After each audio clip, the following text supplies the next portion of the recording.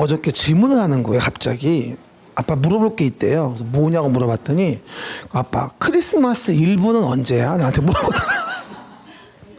그래서 이게 뭔 소리야? 그랬더니 아니 24일이 크리스마스 이브라며. 그럼 일부는 언제 내는 거야? 그래서 내가 한참 섰어 앉아가지고 와 이렇게 이해할 수도 있구나. 그냥 크리스마스 전날을 이브라고 하는 거야. 그랬더니만 아 그럼 크리스마스 날이 일부구나 이러면서 이러더라고요.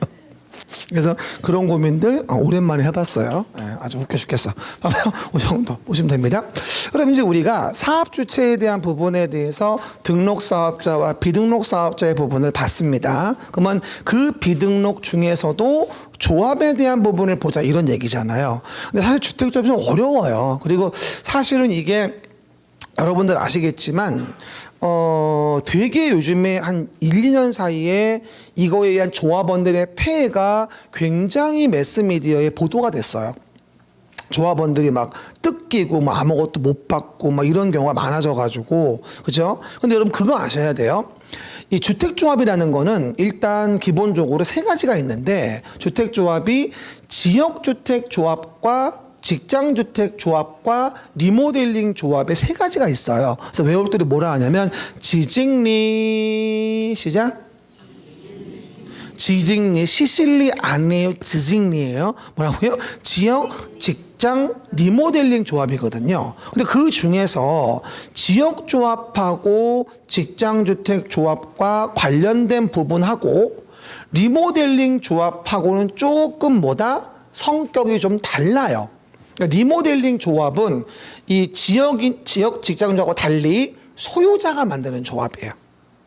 왜? 리모델링 조합은 그 공동주택 소유자가 리모델링 하려고 만드는 거니까 당연히 소유자일 수밖에 없어요. 그러니까 리모델링 조합은 사실은 여기에 낑기는 것도 조금 레벨이 안 맞아, 솔직히 얘기하면. 근데 어거지로 끼워 놓은 거야, 그냥. 그치? 근데 리모델링 조합은 문제가 사실 없는데 뭐가 문제냐면 이게 문제예요. 지역 직장 조합. 이게 문제입니다. 그러면 지역 직장 조합에 대한 부분은 기본 패턴이 뭐냐면 뒤에 가면 쓰지 마. 뒤에 가면 나와요. 주로 이거는 주택이 없는 무주택자라는 자를 중심으로 얘를 중심으로 해서 무주택자들이 우리도 쓰지 마. 뒤에 가면 나와요. 우리도 집을 좀 사고 싶어요 이러는 거야. 그러면 돈 주고 살아. 왜?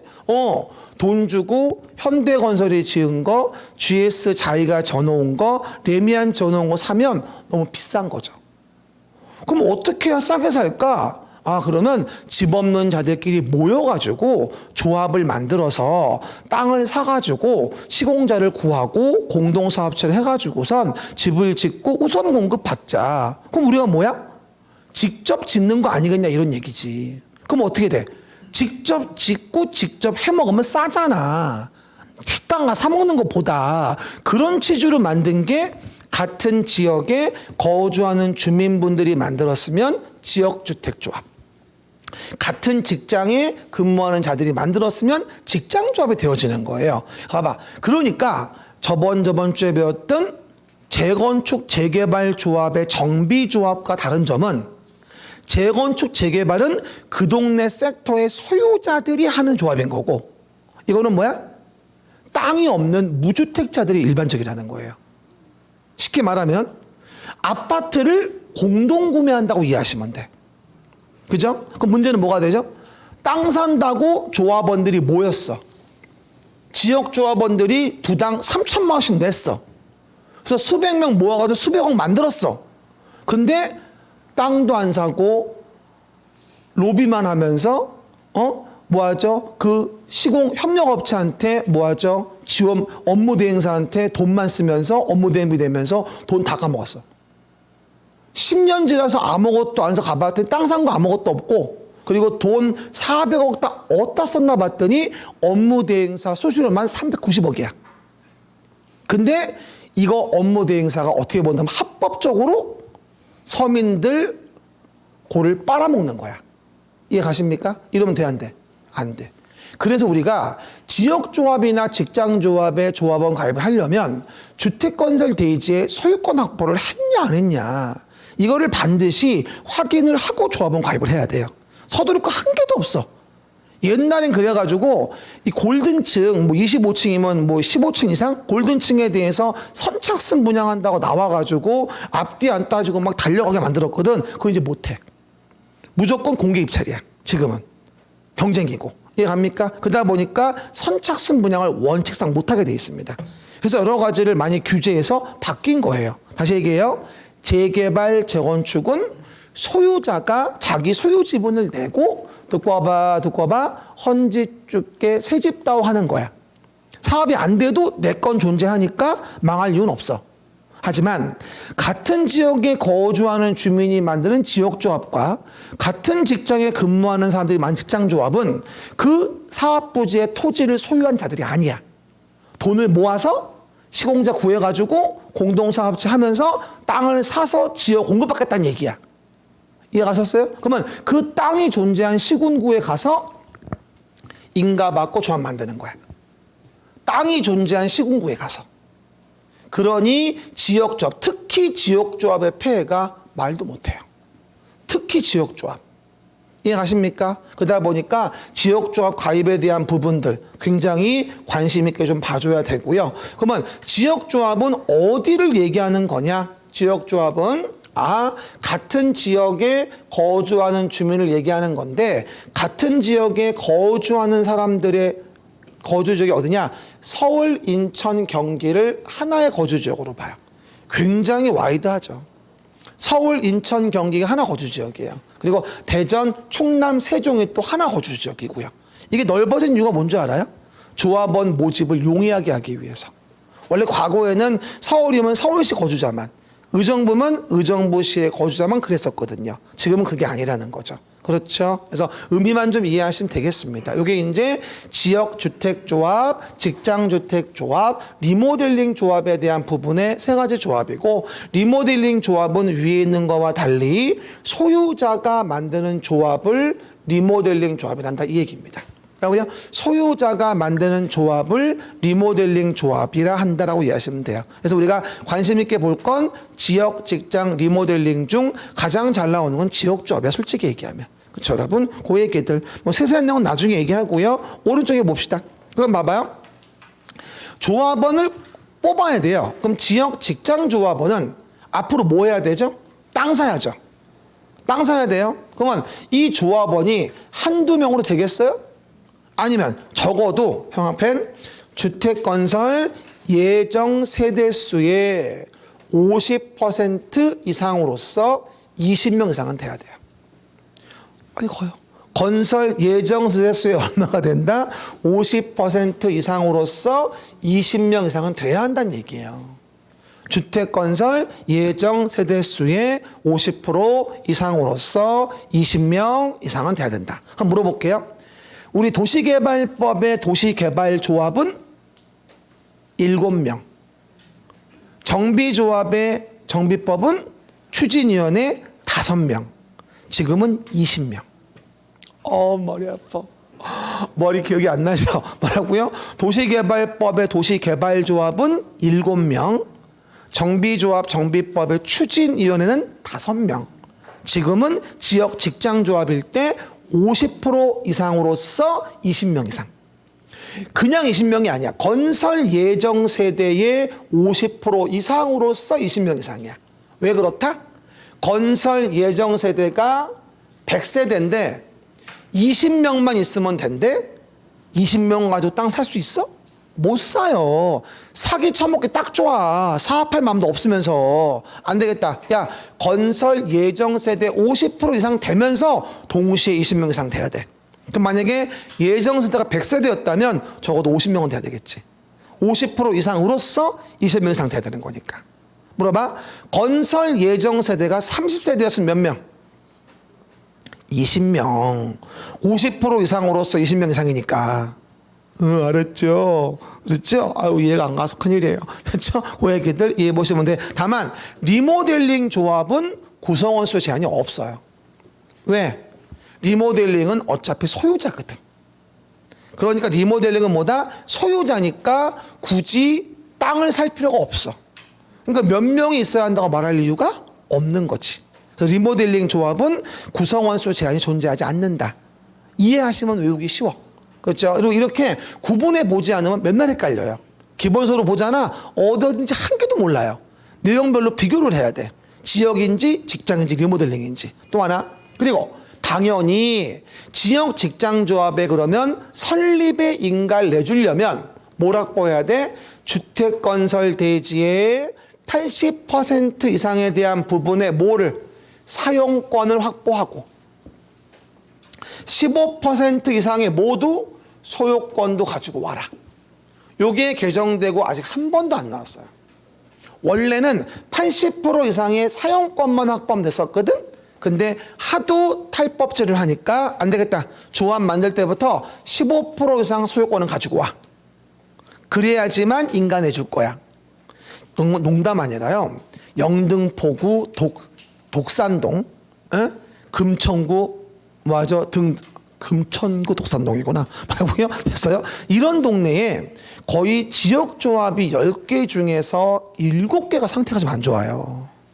그래가지고 맨날 국회 앞에 가서 1인 시위하고 하시는 분이 내 전 재산이 1억 9천인데 이걸 내가 넣었는데 사업도 안 하고 토지도 안 사고 업무대행사한테 업무대행만 주고 안 줬고 알고 봤더니 친척이 한통속이더라 등등등. 방법이 없어요 이게 지금요. 그렇죠? 왜냐하면 그들은 합법적으로 한 거니까. 앞으로 할 거다. 일반 분양 더 해가지고 등등등 용적률을 완화해줘라. 그럼 더 파서 질게. 완전 배째라야. 와 그러면 안 돼. 근데 진짜로 고의적으로 그러시는 업자도 많아요. 고의적으로 세팅해가지고.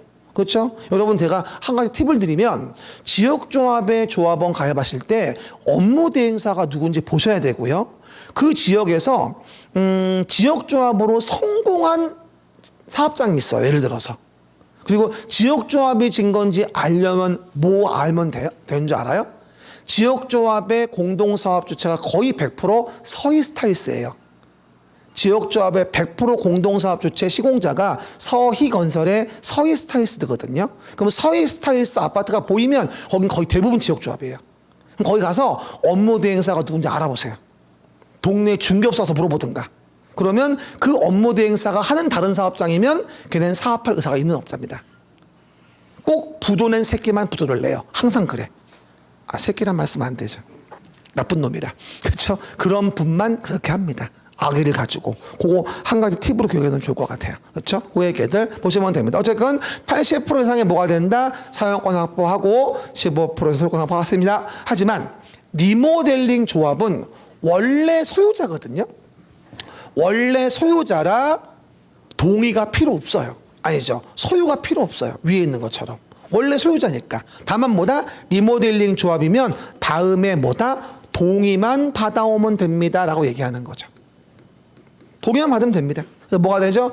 전체 동에서 여러 개 동이 있을 때 각각의 동을 다 포함해 전체를 리모델링 합니다. 그럼 전체를 리모델링 할 때 동의에 대한 부분은 조합 설립할 때 각 동마다의 과반수에 대한 동의와 전체 얼마? 3분의 2 이상 동의를 동시에 받아야 돼요. 그죠? 이게 이제 개발조합의 정인지, 재개발조합, 재건축조합의 정인지, 리모델링 조합의 정인지가 되게 헷갈리는데 오늘은 요거 하나 기억합시다. 전체 단지를 리모델링 한다면 각동 과반수의 전체 3분의 2. 시작. 각동 과반수의 전체 3분의 동의를 받아와라. 하지만 하나의 동만 리모델링 할 수도 있거든요. 근데 한 동만 리모델링 한다면 그 동의 3분의 2 이상 동의를 받아오면 됩니다. 그렇죠? 나중엔 또 각각의 개발조합, 정비조합, 주택조합에 제가 동의를 또 비교해 드릴 건데 지금은 그 정도만 일단 구분합시다. 그래서 지역 직장조합과 리모델링 조합에 대한 부분은 조금 달라요. 이건 소유자가 만드는 조합인 거니까. 지금은 정의 정도하고요. 체크해드린 거 몇 가지만 기억하시면 돼요. 나머지 읽지 마세요. 지금 읽으면 머리 아파요. 주택조합 굉장히 복잡한 내용이에요. 사실은요. 나중에 얘기할 겁니다. 그렇죠? 그 얘기들. 그래서 조합에 대한 부분은 기본만 간단히 이해하시고요. 나머지 내용들은 나중에 얘기할 겁니다. 그 얘기. 그럼 이제 아까 넘어가시면 페이지 113페이지 봐보세요. 봅니다. 아까 제가 앞쪽에서 설명을 들 때 뭐라고 했냐면 사업 주체가 건설을 할 때 사업 주체가 주택 자금으로 사업을 시행한댔죠. 그러면 그 주택 건설 자금이 뭐냐가 일단 중요한 또 하나의 비준 근거가 되어지는데 113페이지 왼쪽 위에 보면 그 자금으로 주택 상환 사채다라고 하는 부분이 언급이 되어질 거예요. 에버 말에 주택 상환 사채. 그럼 대표적으로 우리 사업자들이 건설 자금을 확보하기 위해서 발행하는 채권이 있는데 이걸 주택상환사채라고 합니다. 근데 이게 놀라운 사실은 써져 있죠. 31, 32, 33 연속 나왔어요, 이게. 와, 미쳤나 봐요. 작년 수업할 때 내가 2년 연속 나왔으니까 또 나올 리가 있겠습니까? 이랬어요. 하지만 X 하지 마세요. 혹시 모르니까 이랬거든. 또 나왔다. X 했으면 틀린 거야. 그렇죠? 내가 얘기했지, X 하지 말라고. 그렇죠? 항상 잘 나오는 부분이니까. 그러면 주택 자금에 대한 부분을 봐보시면요. 몇 가지만 간단히 볼게요. 한마디로 이렇게 이해하시면 돼요. 지금요, 대표적으로 현대건설 등의 등록 사업자가 집을 지으려고 해요. 근데 집을 지을 돈이 없어요. 그러니까, 야, 너네 집값 좀 나한테 먼저 주면 안 되냐? 내가 집을 질 돈이 없거든. 청약 같은 거에서 돈 받아 쓰기 더러워서 못하겠어. 내가 따로 채권 팔 테니까 니네가 집값은 먼저 줘. 대신 내가 증서로 채권을 줄게. 이렇게 파는 거예요. 그러면 주택으로 바꿔주는 채권을 팔고 돈을 먼저 받아서 집을 진다, 이 얘기인 거죠. 그리고 뭐다? 채권 가져오면 상환기한 끝났을 때 주택이랑 바꿔준다는 얘기예요. 그러니까 어떻게 본다면 집값을 먼저 받고 대신 증서로 사채를 주는 거라고 이해하시면 돼요. 이해 가시겠죠? 이게 주택상환사채예요. 근데 이 발행을 누가 할 수 있는 거냐면 토지주택공사가 발행할 수도 있고 등록사업자가 발행할 수도 있어요. 원래 LH는 공공이라 주택상환사채 발행을 안 하는 게 맞는 건데 워낙에 LH가 집을 많이 져요. 워낙에. 그러다 보니까 자금이 부족하니 공공이어도 LH만큼은 주택상환사채를 발행해 줄게 이러는 거예요. 근데 문제는 주택상환사채가 발행되고 나서 발행한 자가 망하면 어떡할 거예요? 그러면 채권산사람 그지 되는 거 아니겠습니까? 우리 상장 폐지되듯이 주식으로 본다면 말이 안 되는 거거든. 그래서 등록사업자 못 믿겠으니까 야, 너 보증받아. 그래서 어딜 가나 채권이 나올 때 민간자가 발행하는 경우는 항상 보증받으란 말이 나와요. 뭐라고요? 채권 발행할 때 항상 민간자가 발행할 때는 뭐다? 보증받으세요라고 나와요. 왜? 그래야 부도 나면은 책임을 질 수 있는 거니까. 그래서 보증받았으니까 등록사업자의 등록이 말소가돼도 사채 효력에는 영향을 미치지 않아요 라는 것들의 내용이 언급되어지는 거야. 항상. 그럼 물어봐요. 토지주택공사는 보증받아야 발행할 수 있을까? 아니라는 거지. 토지주택공사는 그 자체가 보증이야. 공공이니까. 보증받지 않아도 관계없다고 보는 거지. 이해 가셨죠? 여기 기본 내용입니다. 그리고 내용에서 온다면 요즘에 맨날 물어보는 거 재미없으니까 사이드를 집어넣어 지문 중에 32회 땐 얘를 물어봤어. 납입금의 용도. 32회 때에는. 여러분 봐요. 이거 누가 발행하죠? 토주공 아니면 등록사업자죠. 그럼 주택조합이 발행할 수 있나요? 없잖아. 주택조합 이거 발행하면 난리 난다. 완전 조합원들 그지 되는 거야. 완전 이거. 그렇죠? 안 돼. 그렇죠? 근데 납입금의 용도 32회 때 문제 이거였어요. 주택조합의 운영비. 아니 조합이 발행권이 없는데 이 납입금 받은 걸로 왜 조합의 운영비를 쓰냐고. 말이 안 되지. 이게 언제 문제야? 32회 때 문제. 그래서 또 하나 33회 문제. 사채의 기재사항을 물어봤어요.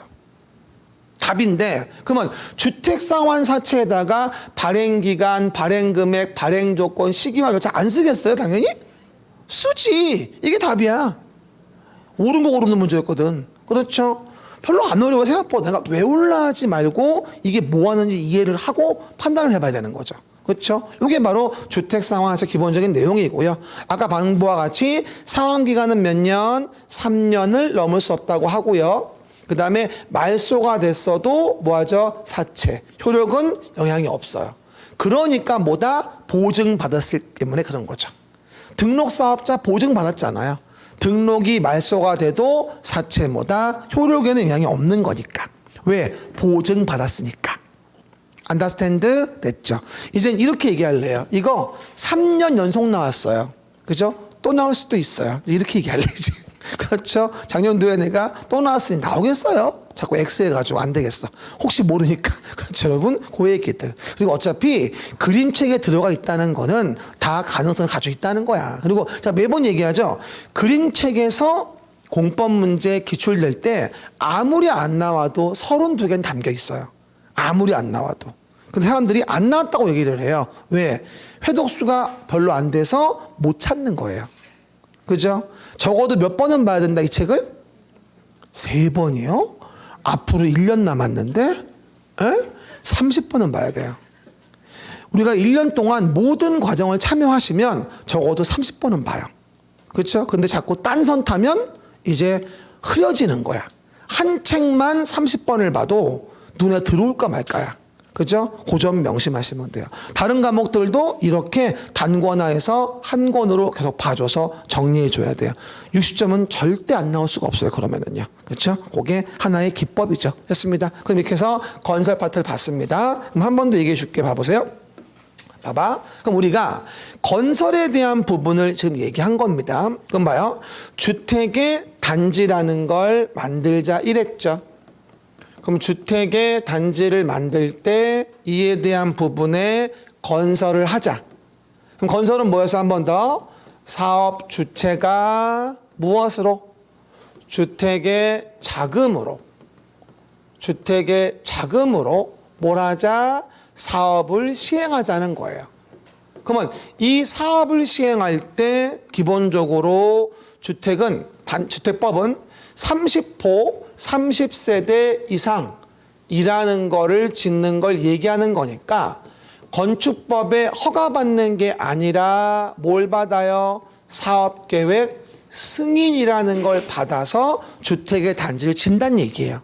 그러면 그 사업계획 승인에 대한 부분에 대해서 그 대상이 뭔지, 그에 대한 절차가 어떻게 되어지는지 이걸 공부하는 게 바로 사업계획 승인에 관련된 부분의 내용이 되어지는 거예요. 이게 건축법이었다면 건축 허가를 받는다고 나왔을 거예요. 이게 주택법이니까 사업계획 승인을 받는다고 나오는 거예요. 그리고 사업계획 승인을 받았기 때문에 이 법의 공급에 대한 규제를 받는 거예요. 사업계획 승인을 안 받았다면 이 법의 공급의 규칙에 따를 이유가 없어요. 그리고 사업계획 승인을 받았기 때문에 이 법의 조문에 의해서 뭐가 된다? 관리가 이루어지는 거예요. 알겠습니까? 즉 포인트는 사업계획 승인을 얻었냐 얻지 않았냐가 주택법에 의해서 통제를 받느냐 그렇지 않느냐를 결정하는 것이다. 이렇게 이해하셔도 무리가 없다. 내 말 뜻 이해했죠? 많은 내용 안 할 때 흐름을 이해하시는 게 좋아요. 그러면 이제 내용에서 넘어가시면 116, 117에 요 사업계획 승인 요게 나올 거예요. 116, 117 펼쳐놓으시면 이렇게 접지 말고 펼쳐놓으세요. 책 반으로 해서. 그래야지 잘 보이는데. 봐요. 다음 페이지 봅시다. 그럼 이제 여기는 뭐라고 나오냐? 아까 건축법 볼 때는 뭐라고 나왔죠? 사전 결정이란 말이 있었죠. 지금은 그런 말은 없어요. 여기는 사전 결정이라는 말은 없고요. 사업 계획에 봐봐요. 승인을 받기 위한 대상이 뭐냐? 그러면 그 대상이 되어지면 사업 계획 승인을 받는다. 시작.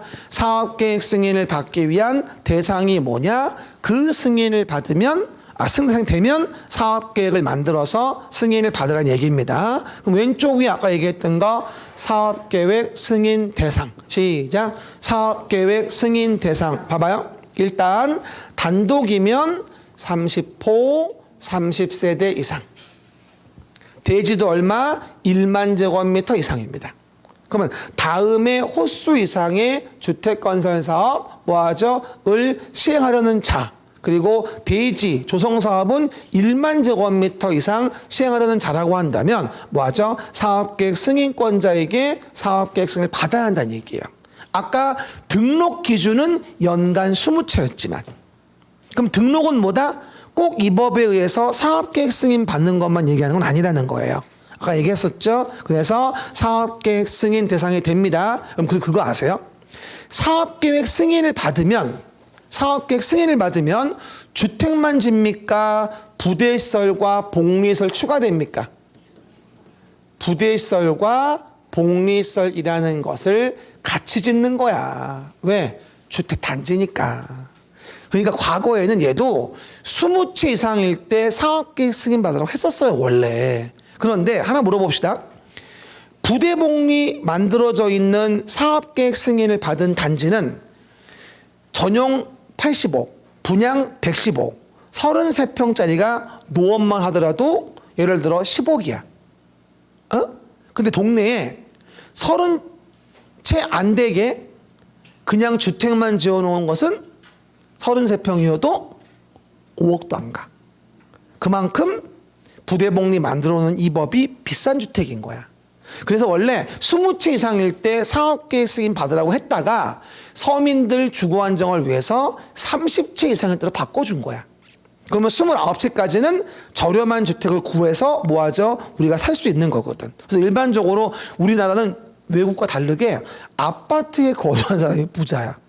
되게 신기해. 원래 단독주택 같은 게 대지가 있는 거라도 비싸야 맞는 거거든, 사실. 근데 우리는 그렇지가 않잖아. 단독이면 뭐다? 아주 부자 아니면 약간 어려운 분들. 아니면 동네에 있는 공동주택이어도 30채 안 되는 것들. 다세대 연립 같은 거. 그렇죠? 그런데 사신 분들은 좀 더 덜 부자인 거. 뭐 이런 식으로 이해를 많이 하지 않습니까? 좀 다른 것 같아. 원래 우리 그 아파트라는 게 원래 미국의 본토 개념은 그냥 콘도야. 원래 의미가. 근데 우리 그게 잘못 해석이 돼가지고 우리가 아파트를 쓰고 있는 건데 참 보면 아파트 참 매력 없어. 솔직히 말하면. 매력 없는 게 뭐예요? 일단 시끄럽죠. 그리고 뭐다? 아래 위층 보험 보통 일본 프라이버시 보호가 잘 되긴 하지만 여러 가지 좀 많은 사람이 모여 사니까 아무래도 좀 분쟁도 많고 층간소음도 그렇고 그렇죠? 좋은 점은 뭐 따뜻하다는 거? 저번에 얘기했죠? 우리 집은 난방 안 튼다고. 아래 위층 다 트니까 따져. 그래서 문만 잘 닫으면 돼. 양말 신고 패딩 입고 그럼 충분히 있을 수 있어. 그렇죠? 아니, 내가 돈이 없어 그런 게 아니라 더워서 그래 내가. 그렇죠? 딴 게 아니라. 봐보시고요. 그 얘기. 그래서 주택, 부대, 복리에 대한 부분 들어가는 거고요. 그 다음에 사업계획 승인에 대한 부분을 봐보세요. 사업계획 승인. 일단 사업계획 승인은 60일 이내에 내줍니다. 뭐라고요? 사업계획 승인은 일단 60일 이내에 내준다고 이해하시면 됩니다. 근데 처음에는 이 사업계획 승인권자를 공부하시기 좀 어려워요. 아까 건축 허가권자 기억나요? 1시간 됐는데. 특별자치시, 특별자치도, 시장, 군수, 구청장. 3단계로 외워져요. 특별자치시, 특별자치도, 시장, 군수, 구청장. 하지만 노원구청장이 허가해도 21층 이상 등이면 특별시장, 광역시장이 허가한다. 공장, 창고, 심의거친 건축물은 제외한다. 이렇게 얘기했거든. 그렇죠? 근데 아까 건축법 볼 때는 국토교통부 장관이 허가하는 경우는 없었어. 그치? 여기 포인트야. 원칙은 나중에 얘기하고 주택법의 사업계획 승인권자의 예외에 국토교통부 장관이 있다는 거야. 다르지 이게. 국토교통부 장관. 왜? 이건 주택 단지니까. 주택 단지라서 국토교통부 장관도 도지사도 여기는 사업계획 승인권이 있다는 겁니다. 그렇죠? 일단 그 정도만. 그러면 하나만 얘기해주면 언제 국가나 토지주택공사가 사업을 시행한다면 국장이 사업계획 승인을 하게 되고 330만 이상으로 한다 하더라도 국장이 사업계획 승인을 하는구나. 뭐 이렇게 이해해도 별 무리가 없다. 한 가지만 기억할 거. 사업계획 승인은 국장도 하는구나. 그리고 여기 위에 도지사도 있구나 라는 거예요.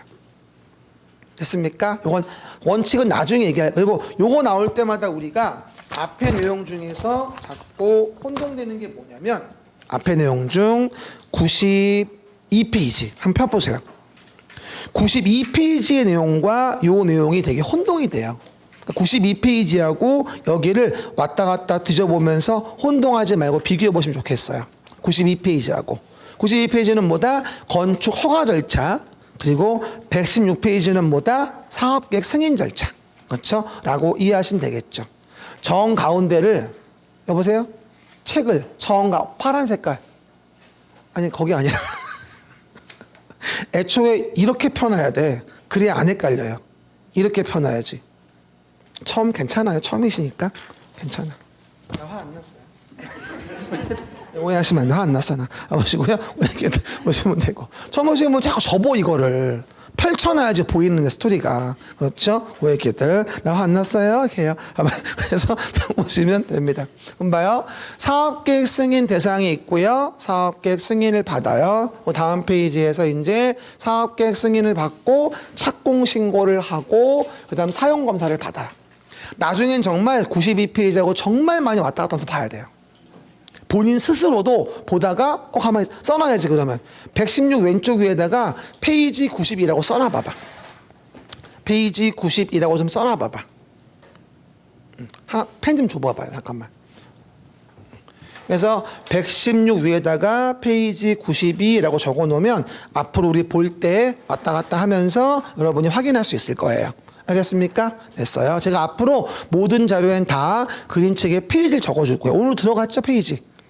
해설 부분에 뒤에 있지 않아요? 해설 부분에 이르락스 보면 나중에 얘기해요. 오늘 좀 여러 가지가 소통이 안 되네요.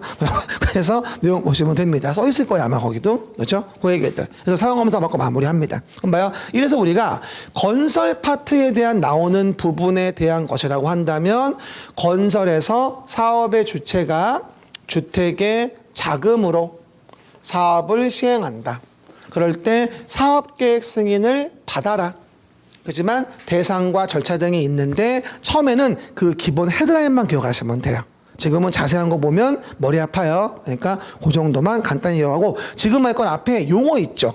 용어 봤던 거하고 흐름 파악하는 거 기억하시면 돼요. 봐봐요. 그럼 이제 건설이 이루어졌다면 이제 뭘 해야 될까요? 공급이라는 게 이루어져야 합니다. 그러면 봐요. 여러분들 지금은 한참 좀 경기가 안 좋아서 주택에 대한 부분을 어떻게 공급받을지 공급 엄두가 안 나잖아요. 지금 뭐 다주택자 뭐 대출 뭐 조정지역이어도 30%까지 LTV 인정한다고 하지만 해준 뭐해. 이자가 7% 8%인데 8% 내가지고 웬만한 수익 나오겠습니까? 사가지고 그게 택도 없는 소리지. 그러니까 뭘 완화해도 안 돼. 이자율이 3%대로 복귀하지 않는 이상은 감당할 수가 없는 거야 사실은요. 현금 많은 분은 완전 때를 만난 거고 현금 있는 분들은 완전 때를 만난 거예요. 가만히 있어봐. 팔짱 좀 지켜보다가 떨어지 어디까지 가나 보자 하고 있다가 저점이나 느낄 때 짚는 거지 그때 가서. 와 그럼 거저지. 한 2배 오르지 않을까? 앞으로 한 10년 지나고 한다면 속 터져. 현금이 없어. 하고 뻔히 아는데 안 돼. 그렇죠? 보시면 되고요. 공급할 때 공급의 규칙이 어떠냐? 말해. 공급 규칙. 그러면 공급의 규칙은 이 법에 따로 언급이 되어져서 청약 통장이 어쩌고 저쩌고 입주자 모집 승인이 뭐 어쩌고 저쩌고 그렇죠. 등등이 이제 따로 언급이 되어져요. 그리고 보시는 바와 같이 여러 가지 뭐다? 제한에 대한 부분도 공급에 이제 언급이 되어져요. 대표적인 우리 아시는 게 뭐 있어요? 알고 있는 게 분양가 상한제. 참 저번 정부 때 정말 우리 힘들게 했던 거. 그죠? 그다음 원래 있던 투기 과열지구 뭐 이런 거. 그리고 세금만 나오면 더 중과되어지는 조정대상 지역 뭐 이런 거 청약 조정대상 지역 이런 것들이 나오는 게 바로 뭐다? 공급에 대한 부분에 제한받는 부분의 내용들이에요. 그렇죠? 대부분이 문제가 나온다면 어디가 나온다? 대부분 이 부분들이 문제가 나오는 게 일반적이죠. 우리 지나간 시험도 이 제한 부분에 대해서 분양가 제한 관련된 게 문제가 나왔는데 너무 깊게 나왔어 이게. 나오긴 나왔는데. 그렇죠. 그래서 깊게 나온 부분이 있어서 그 부분 하고요. 저는 작년에 투기과열지구랑 조정대상 지역이 개정된 게 워낙 많아서 여길 물어볼 줄 알았거든요. 근데 이거 안 물어보고 여길 물어봤더라고. 청개구리야 뭐야. 도대체가 여기는 별 바뀐 게 없는데 여길 내야 되잖아. 그러니까 올해는 어쨌든 100% 뭐가 나와야 되냐. 저는 투기과열지구 조정대상 지역 이 부분을 34회 기출로 변함없이 올해도 픽스합니다. 그렇죠? 투기과열지구, 부동산상처. 요걸 배우는 게 바로 공급 파트라고 이해하시면 될 것 같아요. 그러면 몇 가지 확인해 볼게요. 그럼 넘어가 보시면 페이지 121페이지에 보시면 이제 공급에 대한 부분이 이제 언급이 돼 있을 겁니다. 121페이지 공급. 주택의 공급과 관련된 부분에 대해서 이제 내용이 언급이 되어집니다. 공급. 봐봐요. 주택의 공급. 그럼 주택 공급과 관련된 부분에 대해서 첫 번째 뭐라고 나와요? 공급 규칙 및 분양가 제한입니다. 솔직히 말하는데 아마 내년도 돼도 한 여러 차례 개정이 있을 거예요. 보나마나. 공법은 항상 그래요. 특히 주택법이 개정이 심합니다. 그렇죠. 앞으로 이 부분을 우리가 여러 번의 개정을 또 부기할 일이 생기니까 여기는 아무거나 막 써놓으시면 안 돼요. 지금 나와 있는 121페이지는 항상 바뀔 준비를 하고 있어야 돼요. 그래서 공간에다가 이것저것 본인 만들어 쓰지 마세요. 나중에 공간이 없어요. 쓸 때가. 개정된 게 많아가지고. 하지만 왼쪽에 페이지 공간이 있으니까 활용도 하고 나중에. 이해 가시겠죠? 여긴 좀 잘 관리해 줘야 돼. 바뀌는 게 많아 여기는요. 지금 정부가 입법 예고한 것만 봐도 내가 머리가 아파 죽겠어요. 많아 벌써. 근데 나와봐야 알거든. 어떻게 확정될지는 가봐야 아는 거니까. 어제도 뭐 취득세 무슨 뭐 여당에서는 발표했지만 그대로 된다 장담 못합니다. 그렇죠. 민주당이 뭐 그래도만 그대로 할 마음이 없어이다 이렇게 발표했던데. 진짜. 그러니까 이게 다수당이라 어쩔 수가 없는 거야. 대화가 안 되는 거지. 그렇죠? 그러다 보니 나와봐야 아는 거니까 뉴스 보고 교재 적으면 안 돼. 뭐라고? 뉴스 보고 적으면 안 된다고. 내가 주는 걸로 해야 돼. 알았죠? 아직 아니야. 봐봐요. 그래서 보시는 바와 같이 입주자 모집한다면 뭐다? 시군구장의 승인을 받아라. 그리고 승인 받는데 여기 대표적인 거 중에 잘 나오는 게 이거죠. 이번에 33회 문제였고 바로 이거. 분양가 제한. 그래서 분양가 제한과 관련된 부분이 이번 33회 때 문제가 나왔던 거예요. 여러분 그거 아세요? 분양가 제한의 이슈 한 가지만 얘기해 주면요. 우리가 애초에 왜 분양가 제한을 가했냐면은 예전에 그 분양가라는 게 정말 천정부지였어요. 무슨 뭐 분양가 과연 5천 넘는 것인가? 뭐? 5천? 평당 5천. 10평이면 5억 뭐가 된다? 맞죠? 10평이면 5억. 30평이면 얼마? 15억. 이런 식으로. 그렇죠? 근데 지금은 얼마야? 1억이야. 세상에. 그렇죠? 평당. 말이 됩니까? 도대체 그게? 그렇죠? 믿을 수 없는 금액에 대한 부분이 솔직히 얘기하면 나오잖아요. 그리고 그게 만약에 되면 뭐가 되죠? 실제 보면 뭐다? 시가 더 높고 따지고 보면 그러다 보니까 우리가 분양가 이렇게는 안 되겠다라고 해서 뭐가 되어지죠? 분양가라는 것을 우리가 규제하자라고 행동을 가하게 되죠. 근데 문제는 뭐냐면 분양가를 규제하려고 하니까 명분이 필요하잖아요. 그 명분을 내민 게 첫 번째가 바로 뭔지 아세요? 공공택지예요. 첫 번째 박스, 공공택지. 그러면 공공택지를 다른 말로 하면 뭐라고 이해할 수 있냐면 나라에서 저렴하게 택지를 만들어준 거예요. 집질 땅을. 뭐라고? 우리 봐 도시개발사업 배웠지? 신도시 만드는 거. 도시개발사업을 해서 수용 방식으로 했어. 택지가 만들어졌네? 그러면 저렴하게 택지 공급할 수 있겠지. 그러면 저렴하게 택지를 공급받았으면 뭐 해야 돼? 사업 주체가 저렴하게 공급해 줘야지. 이게 분양가 제한의 첫 번째 명분이었어요. 그래서 공공택지에서 일반인에게 공급하는 공동주택은 시작. 공공택지에서 일반인에게 공급하는 공동주택은 분양가 제한을 받도록 한다는 거죠.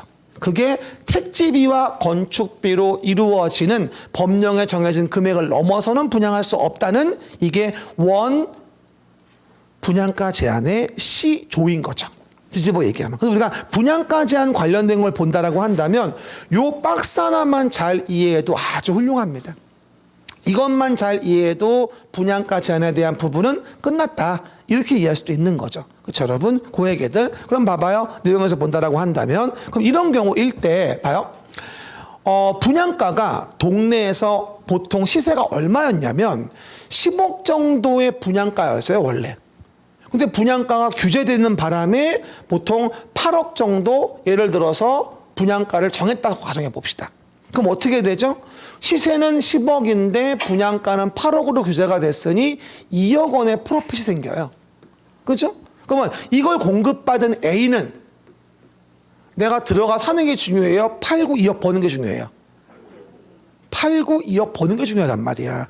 그래서 분양가 제한 받는 주택에 대해서는 우리가 전매 제한을 가해요. 팔지 말라고. 법에 정해진 기간이 있어요. 그리고 팔지 말라고 전매 제한 가하고 전매 제한이 있으니까 거주 의무도 부과시켜요. 이해 갑니까? 결론적으로 거주 의무 내가 또 나중에 오른쪽 중간에 얘기할 건데 수도권일 때는 분양가 상한제 적용주택일 때 그런 것이고요. 알겠습니까? 거주 의무까지 뭐다? 부과를 시키겠다. 수도권 얘기하는 거야. 수도권 왜 얘기하는 것이 아니라. 오른쪽 중간에 있지. 이게 법조문이 되게 복잡해. 내가 한 바닥에 정리해 놓은 거야. 연결해가지고. 이해 가셨죠? 지금 원리만 기억합시다. 됐어요? 그럼 이렇게 해서 우리가 분양가 제한을 가했는데 뭐 분양가 제한 가했어도 뭐 다들 뭐 평당 뭐 5천 뭐 4천 몇백 무슨 뭐 짓고 나면 평당 1억 시가 뭐 이렇게 되는 게 현실이에요. 그렇죠? 그런데 문제는 문재인 정부에서 이거였어요. 야, 민간 택지에서 분양가 제한 가할 방법이 없겠니? 어떻게? 우리 현민지 백민지 그냥만 시켜가지고 맨날 그렇죠? 그래가지고 고민해서 머리를 짜낸 게 임기 3년차 때인가요? 그때 민간 택지에서도 분양가 제한을 가할 수 있는 명분을 만든 게 이거예요. 분양가 상한제 적용 지역인 거죠. 그러면 공공택지에서는 당연히 분양가 제한이 있는 것이고 민간 택지는 뭐다? 분양가 상한제 적용 지역을 국장이 주거정책심의위원회 심의 거쳐 정했을 때 그때는 똑같이 분양가 제한을 받게 했던 거야. 그게 분양가 상한제 적용 지역이에요. 시작. 분양가 상한제 적용 지역. 그림 이해돼요, 안 돼요? 이거 글로 보면 되게 어려워요. 그림을 보시면 쉬운 거지. 위치 파악하셔야 돼. 공공택지면 당연히 분양가 제한이 있는 것이고 민간 택지면 분양가 상한제 적용 지역이라는 걸 별도로 국장이 정하는 겁니다. 그러면 분양가 상한제 그럼 뭐야? 적용 지역은 어디에 정할까? 여기에 정해요. 투기과열지구. 현재 아세요, 여러분? 2번에 걸쳐서 정부에서 해제하는 바람에 현재 투기과열지구와 조정대상지역은 동일하게 서울 전역과 과광성화, 뭐라고요? 과광성하, 과천, 광명, 성남, 하남 네 군데 서울 전역 요것만 남아있어요. 투기과열지구나 조정대상지역이 지금 똑같아요. 지금은요. 뭐라고요? 서울 전역과 과광성하입니다. 이해 가셨죠? 하지만 다른 게 하나 성남 중원구인데 중원구는 투기과열지구는 안 들어가요. 조정은 들어가는데 그뭐 중요하지 않고 어쨌든 간에. 근데 그 투기과열지구에서 대표적인 게 뭐다? 청약 경쟁률이 5대1 대표적으로 이상 된다면 거기는 분양가 상한제 적용지역이라는 거를 뭐하죠? 국장에 정하게 되면 똑같이 분양가 제한을 받는다 이 얘기입니다. 나중엔 좀 자세히 말씀드릴 거예요. 지금은 요 정도 왁구만 짜놓으세요. 분양가 제한을 받는 원칙은 어디다? 공공택지에서 일반인에 공급하는 공동주택에 대해서. 하지만 민간 택지여도 모이면 분양가 상한제 적용지역이라는 게 별도로 지정됐다면 그때는 따로 또 분양가 제한을 받는다. Understand? 됐죠? 그 얘기들. 하지만 1번, 2번도 민간 택지에 분양가 제한 추가됐는데 지금은 얘기하지 않겠습니다. 머리 아프니까. 하지만 이런 분양가 제한도 언제는 받지 않을까? 제외사항이 있다. 도시형 생활주택. 아까 했던 거. 분양가 제한을 받지 않는, 시작. 분양가 제한을 받지 않는 거 도시형 생활주택. 시작. 분양가 제한을 받지 않는 거 도시형 생활주택. 일단 그거 하나 형광펜 거놓으세요. 이거 5번 나왔던 것 같아. 정말 잘 나오지. 작년 거에 비하면 굉장히 정갈하게 정리가 됐어요. 훨씬 더 깔끔하게. 그렇죠. 작년 거 보신 분들 아시겠지만. 그래서 왼쪽에 대한 부분하고 내용 정리해 본 거고요.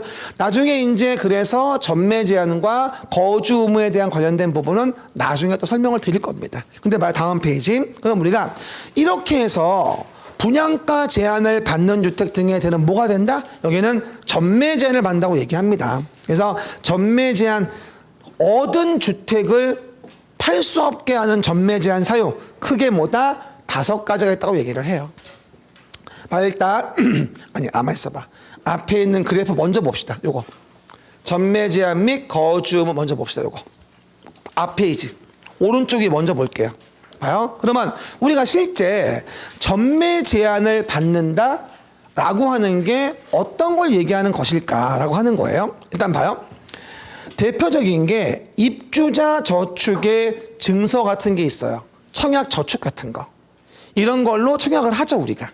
그렇죠? 그리고 뭐다? 당첨돼서 입주자로 선정된 날이 있어요. 그러면 A라는 자가 당첨이 됐네. A라는 자가. 그죠? 근데 A라는 자가 당첨됐고 그에 대한 계약 금액은 1억 원이었습니다. 그죠? 근데 돈이 돼서 집이 부족해서 집값이 올라가요. 그래서 뭐 하죠? A는 나는 입주하는 것보다 5천 더 받고 팔련다 라고 팔아버려요. 그랬는데 나중에 계속 갔는데 A, B, C, D, E, F, G, H, I, J, K, L, M, N, O, P, Q, R, O, S 됐죠? 등등 24번을 전매해가지고 Z가 등기를 해요. 금액은 2억이었어요. 1억은 어디로 갔나? 어디로 갔나? 어디가? 시작. 안 하면 지옥 가요. 뭐라고요? 됐죠? 그러면 그 1억은 그 24명이 뜯어먹었겠지. 이런 일이 벌어지니 안 되겠다. 이거 못 팔게 해야지. 라고 전매 제한을 가합니다. 그래서 최초의 전매 제한은 입주자 선정된 날로부터 등기 칠 때까지 전매를 못하게 하는 게 투기과열지구 전매 제한의 원조입니다. 이게 뭐라고요? 투기과열지구 전매 제한. 시작. 투기과열지구 전매 제한. 하지만 맥스가 5년이에요. 등기 안 됐는데 5년 지났으면 풀려요. 그냥 맥스가 5년이거든요. 맥스 뭔지 알죠? 소세지 말고 그럼 맥스 봉이고 뭐라고요? 큰 봉이라는 얘기잖아. 그거는 어쨌든 그러다 보니 맥스 5년이고 5년 지나서 등기 아직 안 됐으면 전매 제한 풀립니다. 이게 원래 노무현 정부 때 전매 제한 원조입니다. 이게 바로 투기과열지구. 그렇죠? 현재 남아 있는 건 서울시 전역과 과광 성하 네 군데 남아 있는 거고 지금 이해 가시겠죠? 그 얘기들. 우리 안양시도 그 뒤에 풀렸어요. 네. 그래서 팔아볼라 했더니 아무도 안 사요. 아우 승질나. 어쨌든 승질나 죽겠네. 팔 수 있을 땐 못 팔고 또 걸려가지고. 어쨌든 그런데 투기과열지구만 원래 있었는데 문재인 정부가 출범을 하면서 노무현 정부 때 투기과열지구가 마지막에 지금처럼 실패를 하면서 뭐죠? MB 정부 들어와서 투기과열지구를 몽땅 해제하게 됩니다. 아마 기억나실 거예요. 그러면서 뭐가 된다? 그때 노무현 정부 때 투기과열지구에서 전매 제한 가하면서 집이 안 팔려가지고 거의 지방 기업이 줄부도가 났어요. 거의. 그래가지고 MB 정부 들어서면서 다 없애버렸거든요. 투기과열지구를. 그렇죠? 그리고 나서 이제 다시 I'll be back 그 비서실장님이 대통령이 된 거야 지금 문재인 정부에서. 그러면서 투기과열지구를 또 정해야 되겠는데 무서웠던 거지. 그때처럼 또 일이 벌어질까 봐. 그래서 불렀어 경제부총리를. 투기과열지구는 겁나니까 좀 비스무리한 거 뭐 없겠니? 그러고 만들어낸 게 청약 조정대상지역입니다. 이게 바로. 그래서 조정대상지역은 바로 메이드 바이 문재인 정부예요. 조정대상지역은. 알겠습니까? 한마디로 투기과열지구보다 한 끗발 낮은 거라고 이해하시면 돼요. 청약 조정대상지역이에요. 청약이 이빨이 몰리니까 조정하겠다는 얘기겠죠. 그렇죠. 근데 청약 조정대상지역도 어차피 등기 칠 때까지는 못 팔아요. 하지만 이건 맥스가 3년이에요. 좀 짧죠. 그리고 조정대상지역은 주로 과세, 중과세 하는 경우로 많이 쓰여요.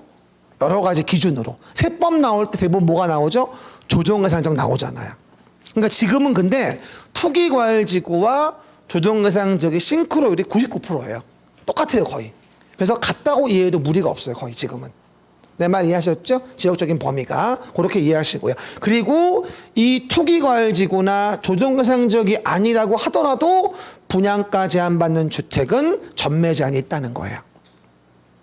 제가 보통 투조라고 해요. 투조가 아니어도.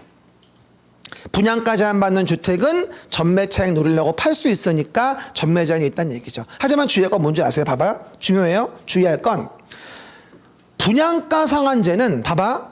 등기 치면 전매 제한이 끝나는 게 아니라 계속이야. 분양가 제한받는 주택은 전매 차익이 많을수록에 전매 제한 기간이 최대 10년까지 갑니다. 그래서 등기 치고 나서도 전매 제한이 있기 때문에 분양가 제한을 받는 주택에 대해서는 뭐가 필요해? 부기 등기. 이 주택은 최초로 분양받은 자 이외의 자에게 못 팔아요 라고 부기 등기를 합니다. 사업주체가 소유권 보존 등기할 때 등기부에 써놓습니다. 그래서 분양가 제한받는 주택 등은 위와 달리 부기 등기 의무가 있다고 나오는 거예요. 그렇죠? 전매 제한이 등기 치면 끝나는 게 아니거든. 최대 몇 년이야? 10년까지 갈 수도 있어. 위에 써봐봐. 10년. 그러면 최대 몇 년 갈 수도 있다? 10년 갈 수도 있다고.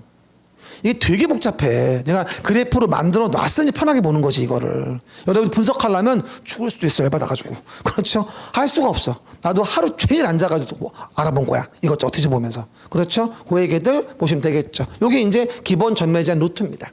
이거 아시면 앞으로는 전매 제한 좀 어려울 게 없어요. 됐죠? 그 정도만 간단히 보고요. 그러면 그 전매 제한 종류가 다음 페이지에 가면 뭐가 나와? 첫 번째, 투기과열지구부터 이제 언급이 되어지는 거야. 에버바리, 투기과열지구. 이게 나와야 되는데 안 나왔다는 거야.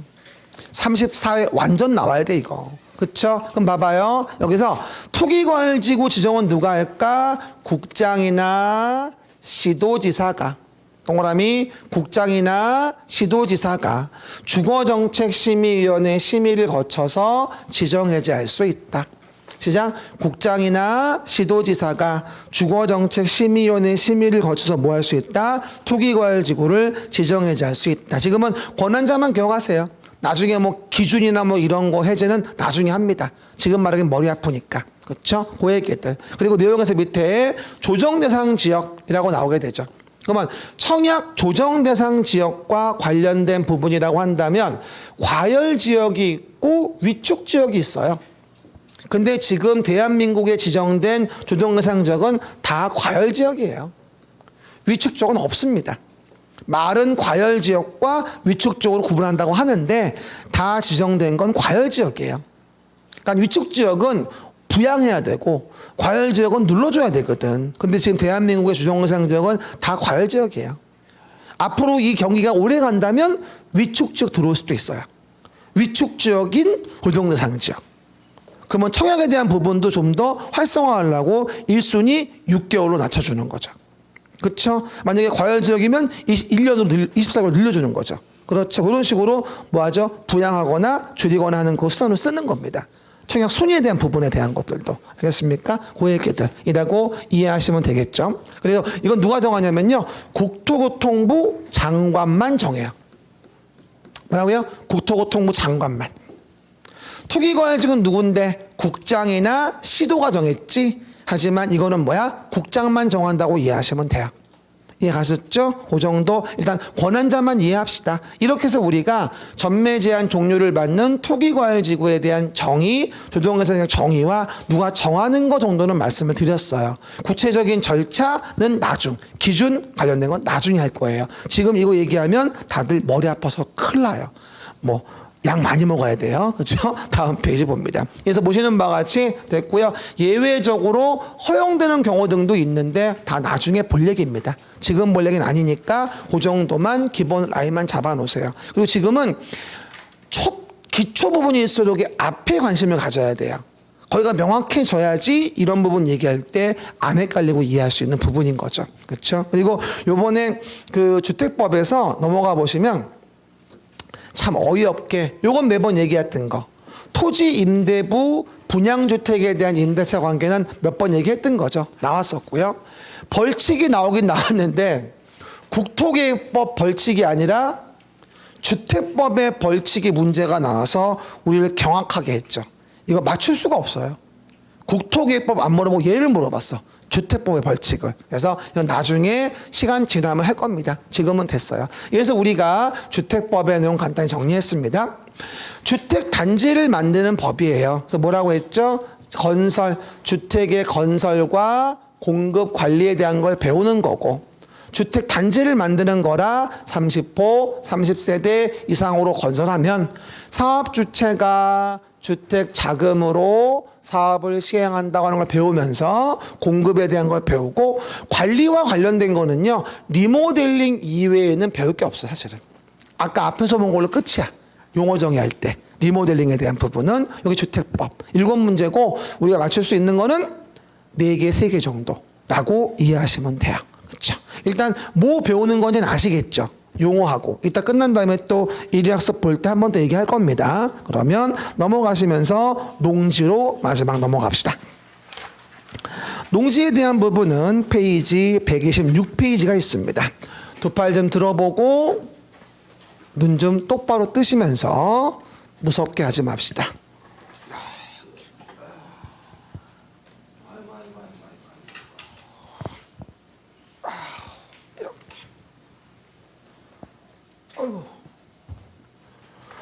우리 이제 얼마 안 남았네요, 올해가. 그죠? 이제 일주일만 지나면 또 새해가 밝습니다. 내년은 무슨 띠죠? 자축, 인묘, 무슨 띠예요? 올해가 무슨 띠지? 올해 뱀띠인가? 인묘, 진, 맞아요? 다시 알아볼게요. 봐봐요. 여러분 정말 공부 위에는 아무 관심이 없군요. 근데 공부를 못하는 게 큰일이에요. 그래서 농지법이 2문제가 나와요. 새해가 밝을 텐데요. 우리가 새해 소원은 뭐예요? 오로지 합격이에요. 올해는 꼭 이루어지시길 바라요. 그렇죠? 그리고 자꾸 얘기하지만 1년 동안 성실하게 하는 게 중요한 거지 공부를 몰아서 하는 게 중요한 게 아니거든요. 지금 이게 안 나오시는 분들이 많아요. 원래 다 나오시면 옛날처럼 거의 자리가 없어야 되거든요. 근데 끊어놓고 안 나와. 그리고 1월부터 한다고. 3월부터 한다고. 그럼 그때 가서 또 허둥지둥. 그렇죠? 그러면 또 헷갈리고 또 떨어지고. 이게 반복돼요. 저는 개인적으로 1년 정도는 쭉 봐줘야 한다고 봐요. 아무리 안 봐도. 이런 이 스텝 바이 스텝으로 이 베이스 얘기는 뒤에 가면 못해요. 시간이 없어서. 지금 할 수 있는 거지. 그러니까 지금을 들어야 되는데 주변에 있는 분 있으면 1월이라도 반드시 와야 한다고 얘기하셔야 돼. 됐습니다. 농지법이에요. 농지에 대한 부분은 꼴랑 2문제 나와요. 그렇죠? 그래서 많은 문제가 나오는 부분이 아니고 제가 항상 얘기하죠. 1년에 농지법 강의하는 거 4시간도 안 돼요. 총 털어서. 근데도 매번 제가 50%씩은 맞게 해줘요. 한 문제만 맞추면 50%예요. 2문제니까. 그러니까 염려할 필요가 한 개도 없어요. 올해 33회 문제도 제가 한 문제 건져줬어요. 그 주말 체험 용동에서. 그렇죠? 역시 나올 줄 알았거든, 그게. 용어만 몇 개 볼 거예요. 근데 이 법의 주요 포인트는 농지를 누가 소유할 수 있겠냐는 거와 소유한 농지를 어떻게 이용해야 하는 것과 그리고 이 농지를 어떻게 보존해야 하겠는가. 소유, 이용, 보전. 시작. 소유, 이용, 보전이라는 부분의 3가지를 배우는 거고, 솔직히 말하면 가장 중요한 파트가 뭡니까? 물어본다면 소유 파트가 제일 중요해요, 솔직히. 소유 파트가. 그렇죠? 대부분 소유에서만 하나에서 2문제가 나오니까 소유만 다 나올 때도 많아요, 사실은. 그렇죠? 그리고 이용 파트, 보존 파트는 빵개에서 1개, 빵개에서 1개. 보통 이렇습니다. 그래서 하나하나 물어볼 때도 있기도 하고. 그렇죠. 그러니까 대부분은 소유가 중요하다 보시면 될 것 같아요. 그러면서 농지법 배울 때 가장 중요한 포인트는 뭐냐면 기본 중에 기본이 농지에 대한 용어 정의예요. 뭐라고요? 농지. 말해 농지. 앞으로 우리가 농지에 대한 용어에 대한 부분은 언제 나와도 이상하지 않으니까 농지의 정의는 정확히 좀 아셔야 됩니다. 일단 전답과수원에 지목이 뭔지를 따지지 않아요. 그러니까 전답과수원이면 당연히 농지가 되고 전답과수원이 아니라고 하더라도 실제로 시작. 실제로 농작물 경작지 다년생 식물의 재배주로 이용된다면 이것도 농지로 봐주겠다는 얘기예요. 농지에 대한 정의는 꼭 전답과수원의 지목이어야만 농지입니다. 그 말은 아니에요. 말이 실제로 시작. 농작물 경작 다년생 식물의 재배주로 이용된다. 시작. 실제로 농작물 경작 다년생 식물의 재배주로 이용된다면 이게 농지가 되어지는 부분이에요. 그러면 실제로 다년생 식물의 재배지에 대한 부분은 뭘 얘기하는 걸까라고 하는 것이겠죠. 그럼 봐봐, 첫 번째. 대표적으로 다년생이라는 말은 2년 이상인 걸 얘기하는 거야. 생육기간이 2년 이상인 거. 그리고 주의할 거, 조경, 관상용 수목과 묘목이라는 걸 재배하는 땅으로 이용된다면 당연히 농지야. 조경, 관상용 수목과 묘목을 재배한다면 그것도 농지야. 여러분 그거 아세요? 아파트 단지 지으면 나무 심어야지. 그 나무 누가 가지고 와? 조경업자가 있어요. 그럼 조경업자가 어디서 가지고 와? 도봉산가 뜯어와? 잡혀가. 자기가 키우는 밭이 있다고.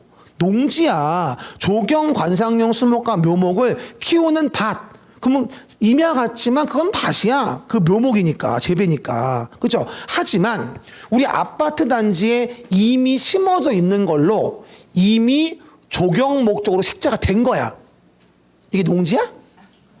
이건 아니라고. 우리 아파트 단지 이미 심어져 있는 거 있지. 조경 목적으로 이미 심어져 있는 거. 이건 농지 아니지. 재배하는 거야? 아니야. 우리 보기 좋으라고 심어놓은 거지. 정말 조경 목적으로 식재한 것은 농지가 아닙니다. 됐죠? 요게 한번 나왔었고, 실제로 한번 나왔었고, 그 다음에 토지 개량 시설도 농지야. 유지, 웅덩이, 조그만 연못일 수도 있고, 배수, 양배수, 수로, 농로, 제방 다 농지야. 농축산물 생산시설 부지도 다 농지야. 고정식, 온실, 버섯 재배사, 비닐하우스, 축사, 곤충사육사 다 농지입니다.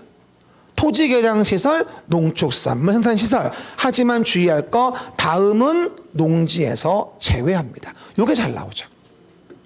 다음은 농지가 아닙니다라고 나오는 거죠. 그럼 봐요. 전답과 수원이 아닌, 봐봐. 아까 전답과 수원이 아니어도 실제로 농작물 경작에 이용된다면 농지가 된다고 했잖아. 그런데 전답과 수원이 아니어도 농작물 경작 기간이 3년 미만이면 농지로 볼 수는 없어요.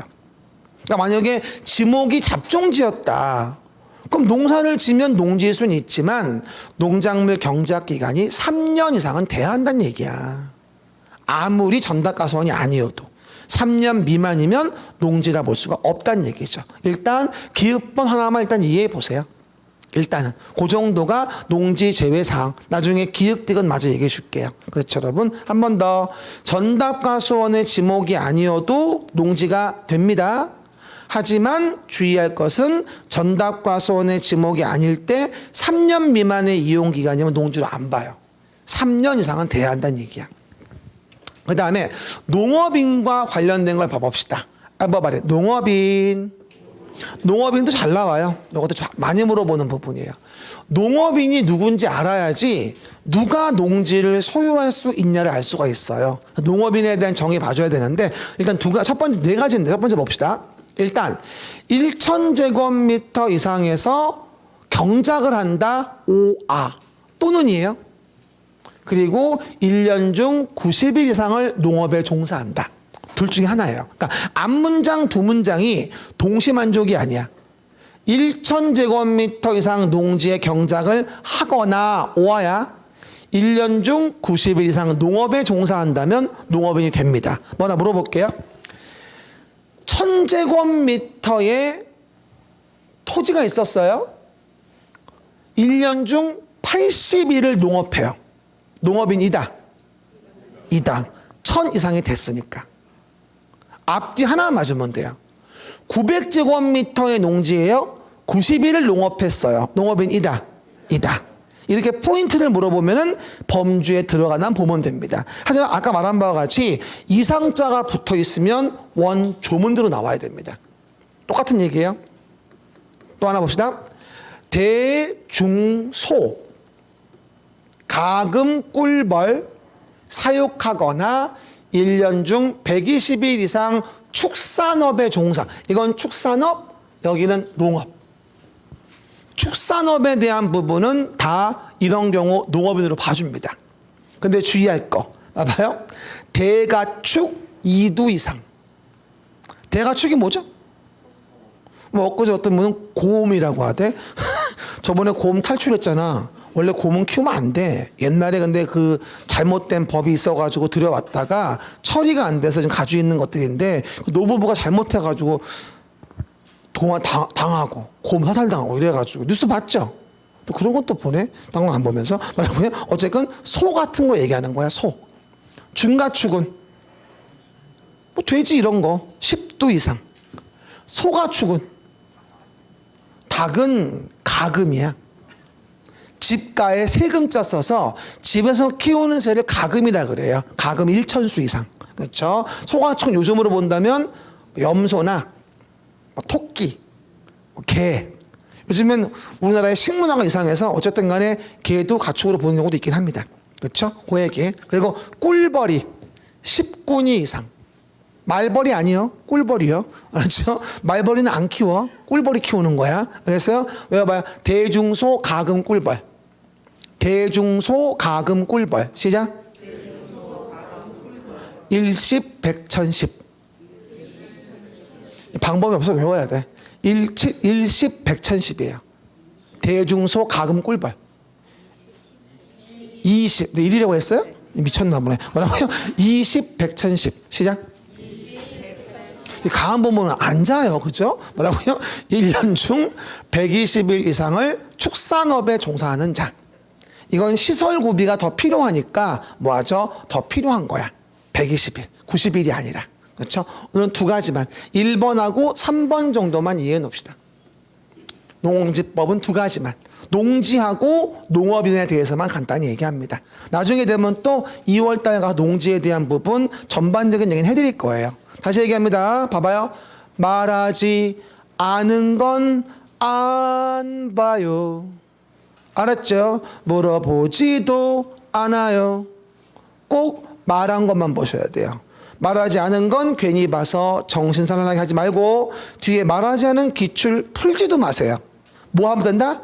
일일학습만 하세요. 제 말 들어야 돼. 그래야 멘탈 관리가 돼. 자꾸 하지 말라는 거 보고 어렵다 이런다니까.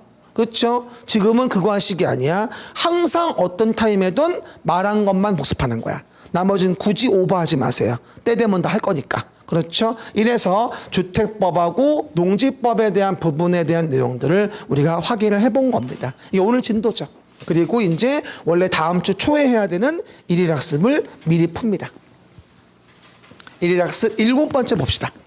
그러면 주택법은 몇 페이지부터 책 덮지 말고 제가 펴놓으라고 했지. 106페이지. 덮지 말고 책을 위에다가 놓고 아래 놓으면 충분히 다 볼 수 있어요. 그렇죠? 보시면서 7번째에 대한 부분의 마지막 겁니다. 그리고 다시 얘기합니다. 오늘 7번째 완성되어지면서 7장이 완성이 됐어요. 이거 다 보시게 되면 정말 40점은 충분히 나오는 점수예요. 정확하게 해가지고. 됐죠? 첫 번째 볼게요. 일단 첫 번째 내용을 보니까 보시는 게 주택 단지를 물어보는 지문이군요. 무엇이란이라고 나와요. 무엇이란. 일단 주택건설에서 대지조성사업계획 승인을 받아 주택과 부대시설, 복리시설을 건설하거나 대지를 조성하는 데 사용하는 일단의 토지를 말한다. 아, 이거는 주택단지네. 왼쪽 메뉴에 써있죠. 주택단지 나올 때 뭐다? 사업계획 승인을 받는 거고 주택, 부대복리시설을 건설한다. 건설된 대지 조성하는 데 쓰는 일단의 토지를 말한다. 그리고 이런 경우일 때 각각 별개의 주택의 단지로 보는 경우에 특례가 있다. 별개 주택단지. 기억나요? 21 8도 고자철. 시작. 21 8도 고자철. 그림책의 106 왼쪽 위에 확인해요. 다음은 별개 단지로 봐주겠다. 20m 이상의 일반 도로. 그 다음 폭 8m 이상의 도시계획 예정도로. 21 8도. 시작. 21 8도 고속도로, 자동차 전용도로, 철도, 고자철 분리된 건 별도 단지로 봐주겠다. 물어볼게요. 10m의 도시계획 예정도로 하나의 단지로 본다. X 8m 이상이니까 별도 단지로 본다. 그러면 19m의 일반 도로로 분리된 단지 하나로 단지로 본다. 맞지? 20m 이상이 돼야 되니까. 그렇게 물어봐요. 그럼 물어봅시다. 9m의 철도로 분리된 단지 다른 단지로 본다. 고자철은 믿을 수가 없어요. 얼마든 다른 단지.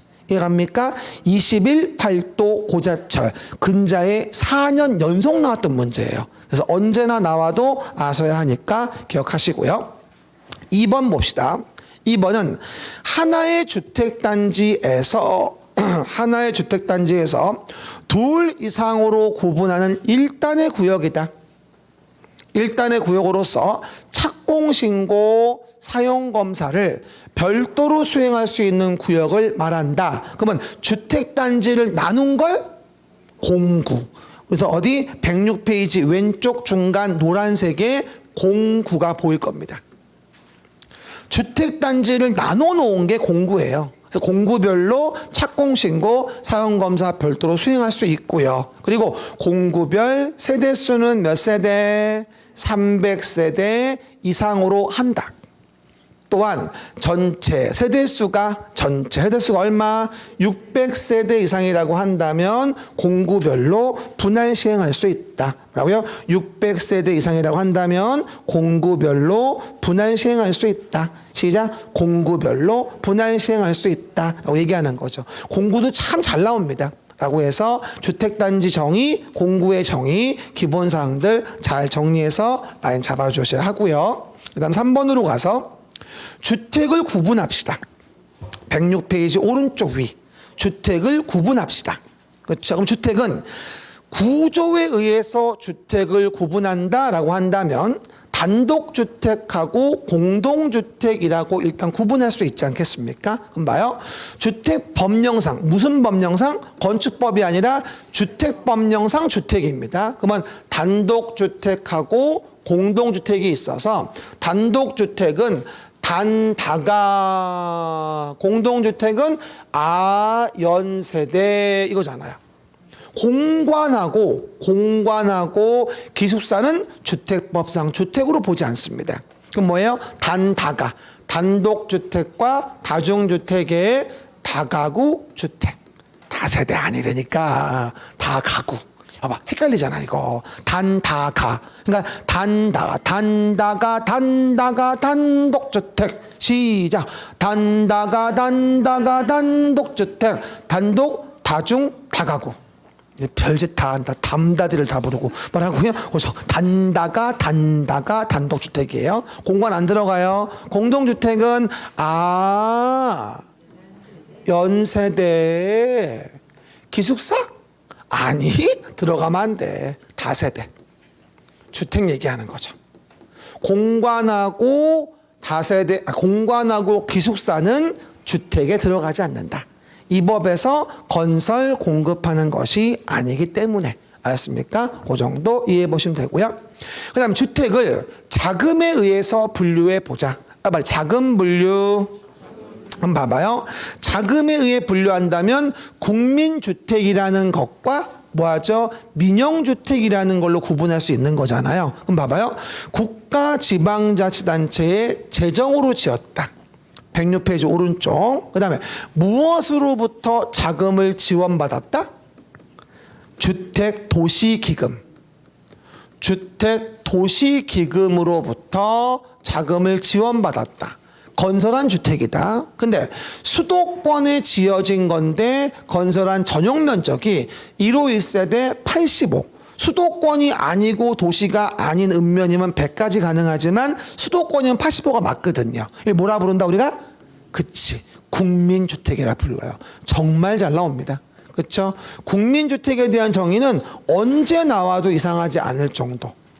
자금 분류. 이게 국민주택이냐 민영주택이냐라는 거를 좀 구분해 보시면 되고. 5번도 완전 중요하죠. 또 나올 수도 있는 완전 중요 도시형 생활주택입니다.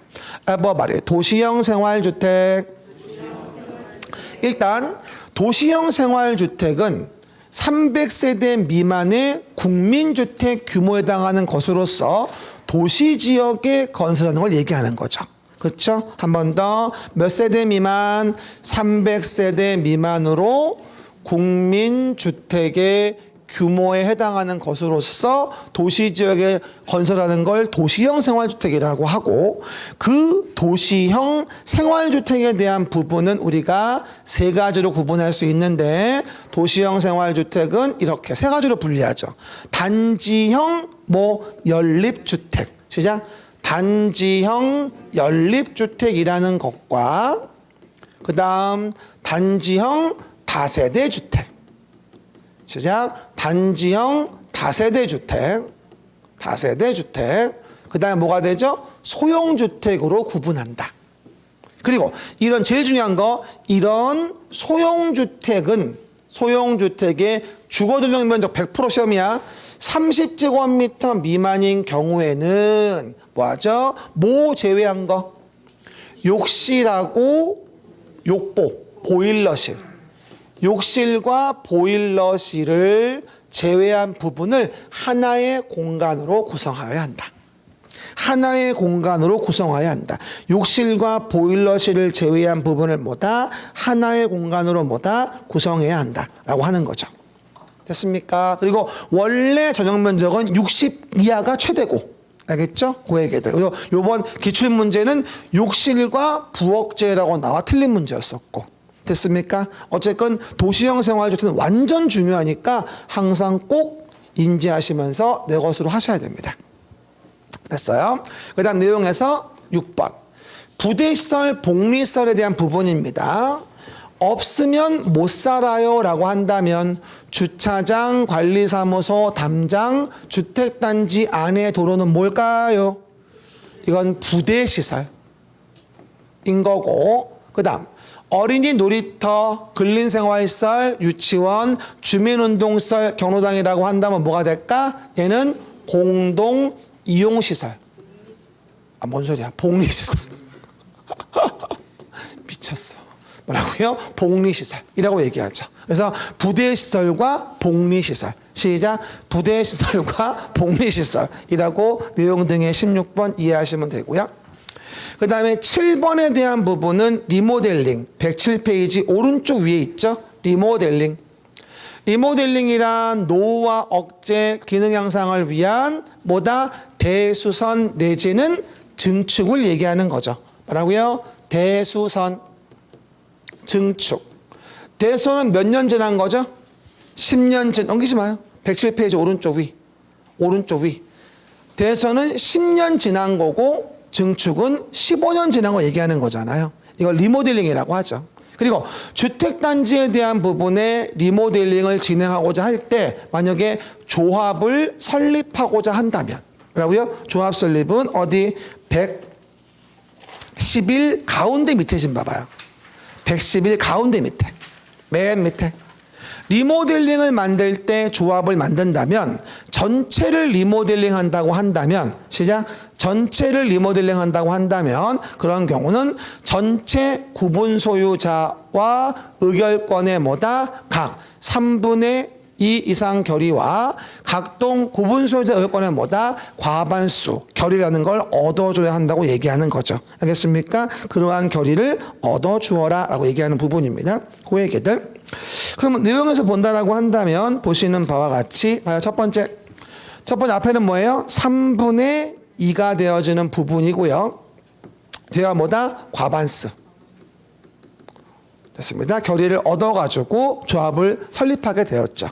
설립하는 경우에는 결의를 붙여보세요. 얻어야 한다. 문장이 빠졌네 이게.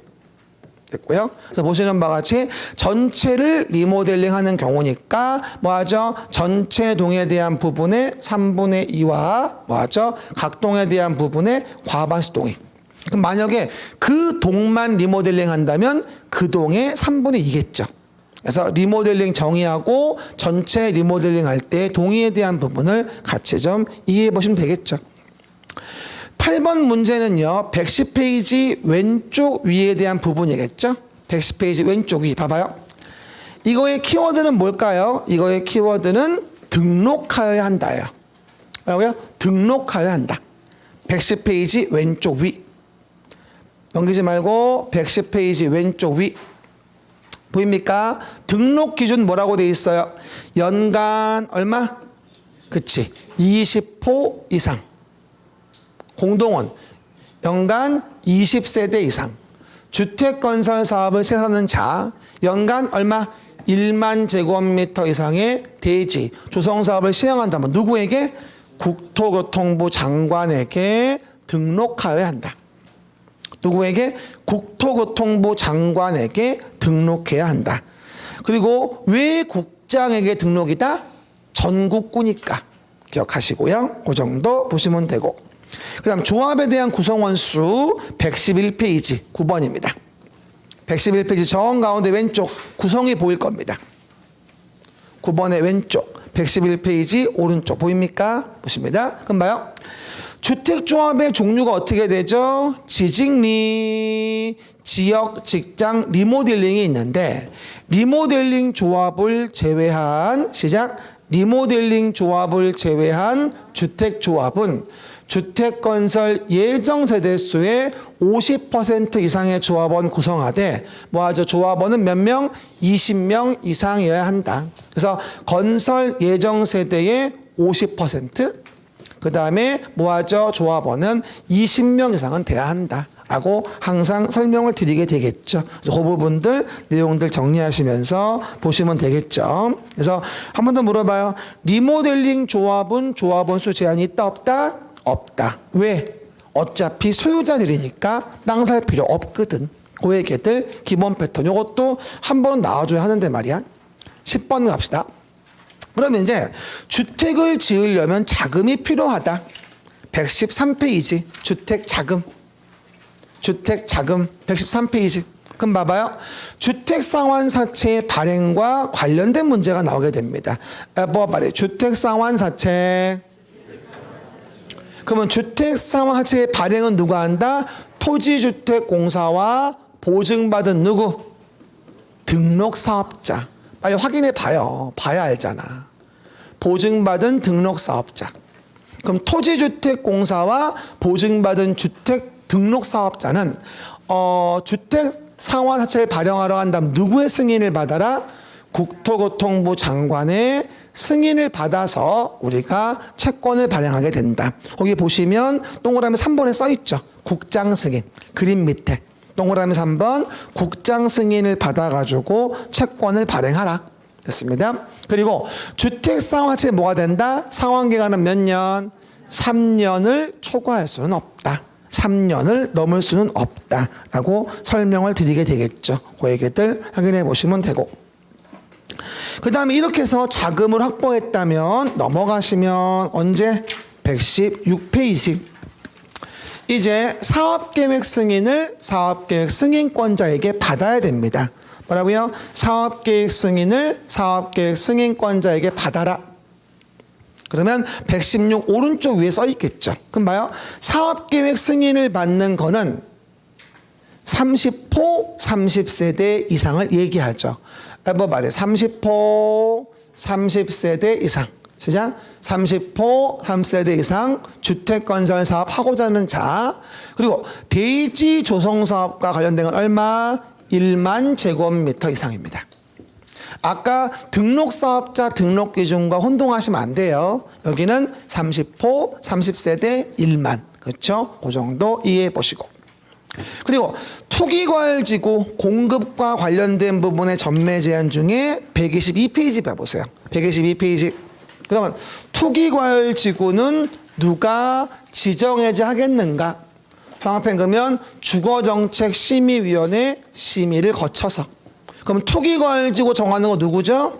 국장이거나 누구? 시도지사. 그러면 조정대상지역은 누가 정하죠? 국장만 정하지. 그거라도 외워 일단. 투기거열지구는 국장 아니면 시도. 그리고 우리 112 왼쪽 밑에 조정대상 지역은 국장만 정합니다. 그쵸? 잡아줘서 권한자만 기억해 보시고. 그 다음 농지법의 내용으로서 두 개 나와 있는 거 있죠. 농지와 농업인에 대한 거 126페이지. 농지법에 대한 부분 일단 봐봐요. 첫 번째 빵꾸는 뭘까요? 너무 쉽죠? 농지. 농지에 대한 정의에 대한 부분을 물어보고 있습니다. 그래서 농지란 첫 번째 전답가수원 그 밖에 법적 지목에 불문하고 실제로 농작물 경작이나 다년생 식물의 재배지로 뭐하죠? 이용되고 있는 걸 얘기한다라고 얘기하죠. 그렇죠? 다년생 식물의 재배지로 이용되는 토지 그리고 조경 관상용 수목과 뭐하죠? 묘목 등으로서 뭐다 다년생 식물의 재배지로 이용된 토지이고 조경 목적으로 식지하는 것은 제외한다고 얘기했습니다. 농지에 대한 기본 정의. 한 번 더. 농지란 전답가수원 그 밖에 법적 지목에 불문하고 실제로 농작물 경작지로 이용되고 있는 토지 또는 조경 관상용 수목과 묘목 등 다년생 식물의 재배지로 이용된 토지를 말한다. 그렇죠? 그 얘기들 이해해 보시면 되겠죠. 뭐 이거 말고도 뭐 토지 개량설이나 농축산물 흔산설도 농지로 봐주는 거니까 좀 와이드하게 보시면 되겠고요. 그다음에 농업인과 관련된 부분의 내용이 나오죠. 농업인. 그럼 봐봐요. 앞뒤 문장 나눠야 되겠죠. 농업인. 대가축, 중가축, 소가축, 가금, 꿀벌 이상 사육하거나 1년 중 며칠 120일 이상을 축산업에 종사하는 자. 그럼 대가축은 얼마가 됩니까?